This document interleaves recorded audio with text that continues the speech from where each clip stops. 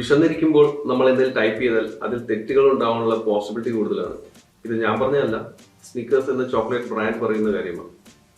അങ്ങനെ വിശന്നിരുന്ന ഒരു കൂട്ടം ആൾക്കാർ ടൈപ്പ് ചെയ്തപ്പോൾ ഉണ്ടായ തെറ്റുകൾ ഉപയോഗിച്ച് എങ്ങനെയാണ് സ്നിക്കേഴ്സ് അവരെ ബ്രാൻഡ് ചെയ്തതെന്ന് നമുക്ക് നോക്കാം. ഹായ്, എൻ്റെ പേര് Akhil and welcome to Ann's media.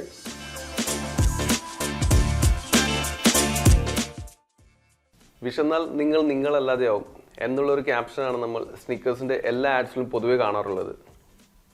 U are not you when you are hungry.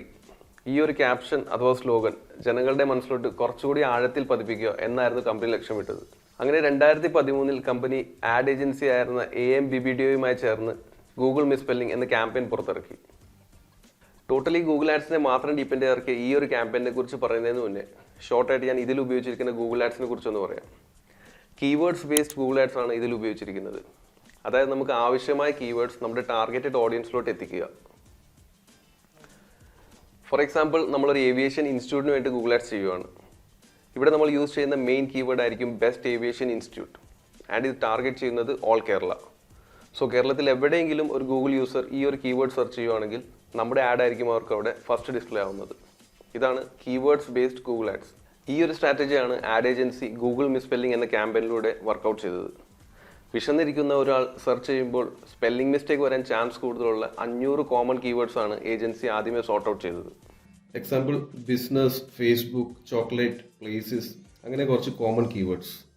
പിന്നീട് 500 കീവേഡ്സ് എങ്ങനെയൊക്കെ മിസ്പെൽ ചെയ്യാൻ പോസിബിലിറ്റി ഉണ്ട് എന്നുള്ളതും കൂടി കണക്കിലെടുത്ത് ടോട്ടൽ അവർ 25,000+ കീവേഡ്സ് ഫൈനലൈസ് ചെയ്തു. ഉദാഹരണം നോക്കുകയാണെങ്കിൽ ഫേസ്ബുക്ക് എങ്ങനെയൊക്കെ മിസ്പെൽ ചെയ്യപ്പെടാം, അല്ലെങ്കിൽ ബിസിനസ് എങ്ങനെയൊക്കെ മിസ്പെൽ ചെയ്യപ്പെടാം.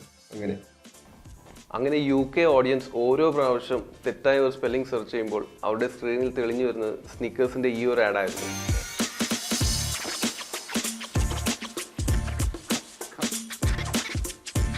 UK ജനങ്ങൾക്കിടയിൽ ഗൂഗിൾ മിസ്പെല്ലിംഗ് ക്യാമ്പയിൻ വളരെയധികം ശ്രദ്ധ നേടിയായിരുന്നു. ആൾക്കാർ അറിഞ്ഞും അറിയാതെയും ആവർത്തിച്ച ഗൂഗിൾ സെർച്ചിലെ സ്പെല്ലിംഗ് മിസ്റ്റേക്കുകൾ സ്നിക്കേഴ്സ് എന്ന ബ്രാൻഡിനെ 5.5 ലക്ഷം ആൾക്കാരിലോട്ടാണ് 3 ദിവസം കൊണ്ട് എത്തിച്ചത്. ഈ ഒരു ഡിജിറ്റൽ ക്യാമ്പയിൻ്റെ ഹൈലൈറ്റ് എന്ന് വെച്ചാൽ ഇതിൽ TV കമേഴ്ഷ്യൽ പോലെ ഒരു പ്രൊഡക്ഷൻ കോസ്റ്റ് ഇൻവോൾവ് അല്ലായിരുന്നു. പിന്നീട് ഇതെല്ലാം മിസ്പെല്ലിങ്സ് ആയതുകൊണ്ട് തന്നെ എല്ലാ കീവേഡ്സിനും കോസ്റ്റ് പെർ ക്ലിക്ക് വളരെയധികം കുറവായിരുന്നു. അങ്ങനെ നോക്കുമ്പോൾ ടോട്ടലി ഇതൊരു ബഡ്ജറ്റ് ഫ്രണ്ട്ലി ക്യാമ്പയിൻ ആയിരുന്നു. അടുത്ത കേസ് സ്റ്റഡിയുമായി വീണ്ടും കാണാം. Thank you.